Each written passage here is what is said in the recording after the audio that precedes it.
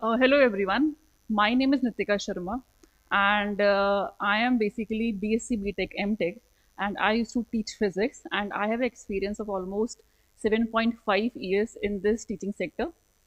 So let's study a topic of grade 10th, which is named as electricity. So the name of topic is what?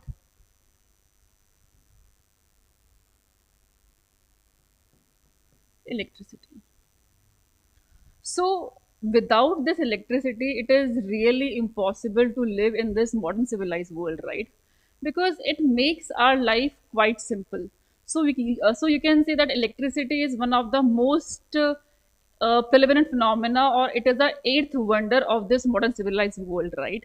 Okay, so electricity have many advantages, right? Like it has a flexibility, it can be transmitted to a long distance, okay, and it is basically smokeless. So there are some sort of the advantages of electricity. So like flexibility, it can be transmitted to a long distance, and the very important thing is the efficiency, okay. So let's see basically that what electricity is. In grade 6, 7th, 8th, and ninth, we had read about light, electricity, wind, each and everything, right? So what are all these things are about? So they are basically what? They are form of energy. So what is electricity? It is a form of energy, and it is one of the good inventions of this modern civilized world, right? Okay. Now, before moving deep in this chapter, we have to understand that basically what things makes electricity, or what is an atom, what is a matter, what is electron, proton, and neutron, right? Okay. So before starting in detail, let us check that what is a matter. We know that everything around us is called as a matter, or you can say which have a space and have a mass is basically called as a matter. So what is a matter? Which have mass and occupy space. Okay, and you know that that we have basically three elementary particles of atom, which are named as electron, proton, and neutron, right? Which is named as electron, proton, and neutron. This is the first, this is the second, and this is the third. In grade ninth, we had study about electron, proton, and neutrons, right? And you know that this electron is a negatively charged particle. This proton is a positive charged particle, and this neutron is neutral.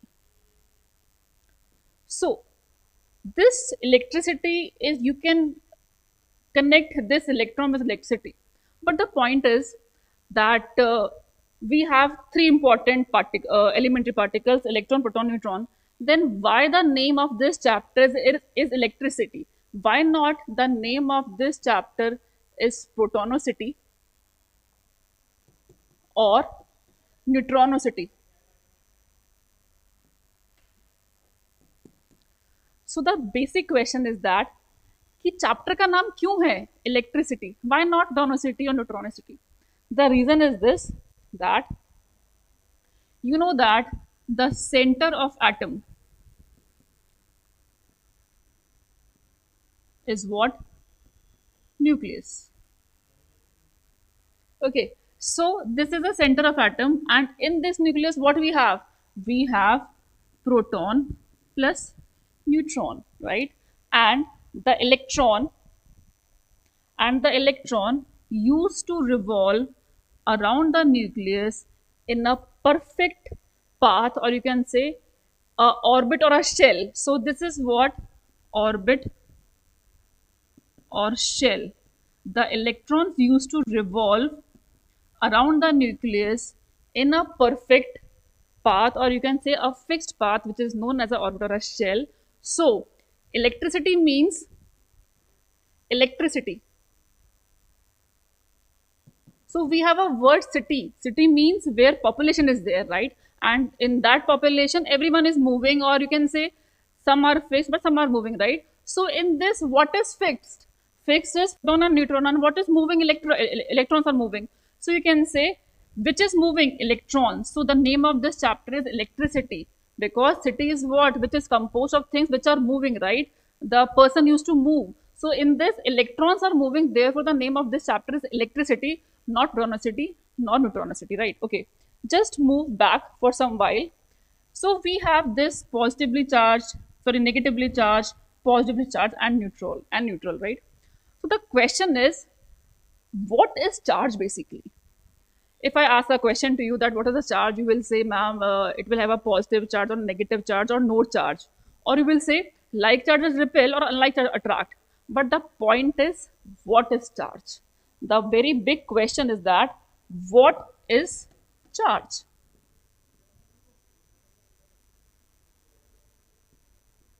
So, you know that matter have generally two properties, space and mass. Similarly, matter have a third property which is called as a charge, by virtue of which a object either attracts an object or repels an object. So what is a charge? It is a property of matter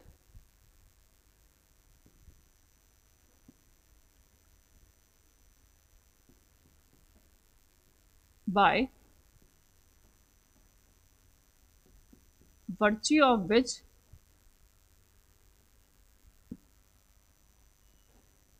an object attracts or repels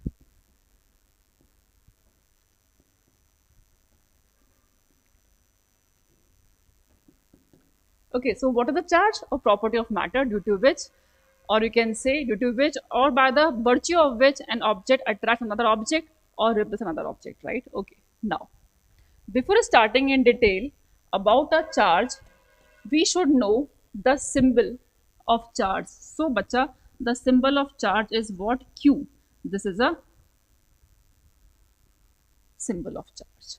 And you know that in physics, each and everything have a unit, right? So the SI unit for this charge is basically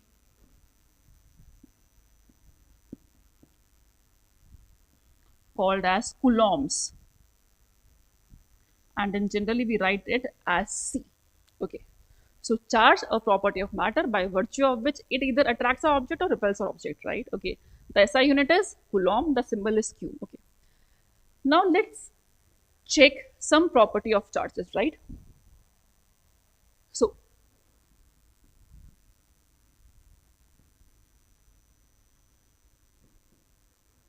property of charge.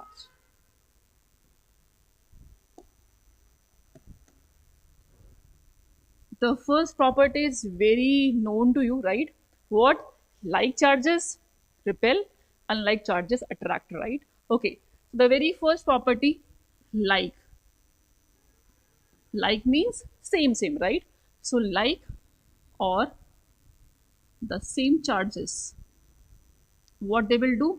They will repel. Okay.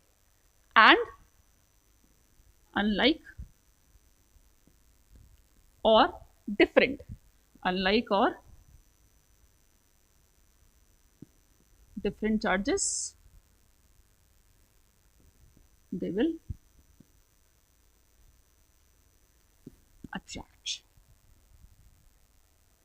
Okay. The second property. You know that in grade 9th we have a chapter which is termed as work and energy. Here we have read that energy neither be created nor be destroyed. It can only be transformed from one to another form. Similarly, the charge cannot be created, cannot be destroyed. It can only be transferred. It can only be transformed from one to another form, right? And in grade 8 we had read about methods of charging, right? The very first was friction or rubbing. Second was induction, the third was conduction, right? So the second property of charge, that charge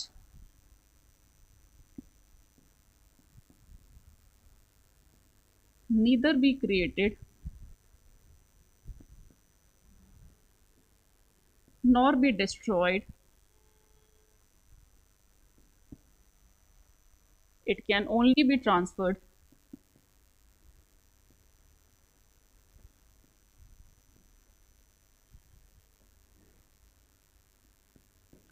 And in how many ways it can be transferred? Three ways, right? So the three ways we have, the very first, by friction, or you can say by rubbing. The second, by conduction.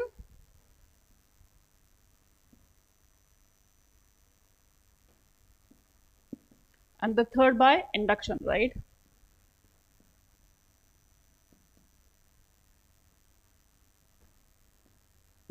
Okay.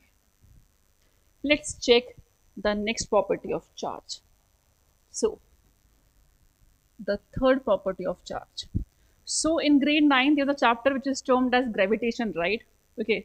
And here what we had dealt that force of attraction was proportional to product of the masses.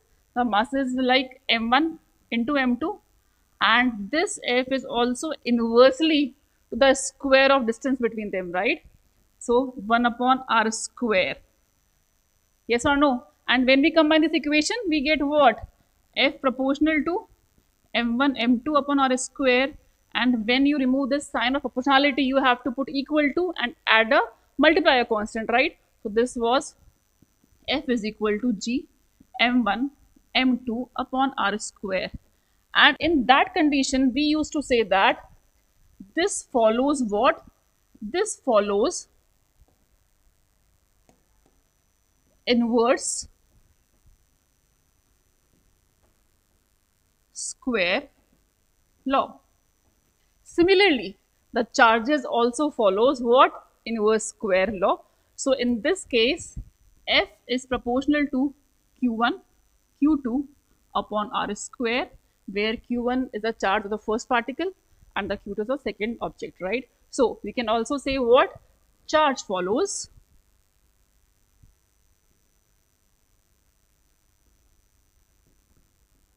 inverse square law. And the very important property of charge is known as what? Quantization of charge. What? Quantization of charge.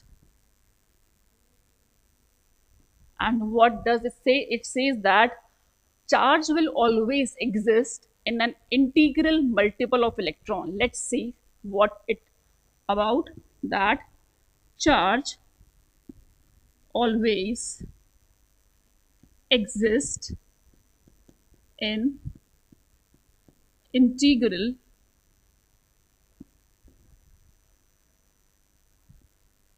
multiple of electron. Okay. So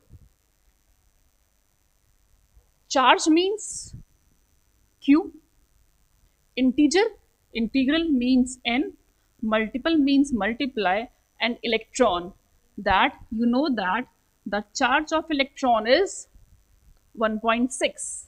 The charge of electron is 1.6 into 10 to power minus 19 coulombs, or you can say, you can also write like this: E is equals to 1.6 into 10 to power minus 19 C. So if you want to frame this sentence in a mathematical term, how will you frame it up? So you can say charge is always means equal to integral multiple n into electron. Q is equal to Ne. Okay. If you want the value of when n is equal to 1, so when n is equals to 1, Q1 is equals to 1 into 1.6 into 10 to the power minus 19 C. That means 1.6 into 10 to the power minus 19 C. If n is equal to 2, then it will be what? Q2 is equals to 2 into 1.6 into 10 की power minus 19c is equal to 3.2 into 10 की power minus 19c. So this is how you can calculate the value of Q by changing the number of n, right? So this is all about a rough idea of electricity. Thank you and take care, and I hope that you like my video. Thank you and take care and have a good day ahead. Thank you.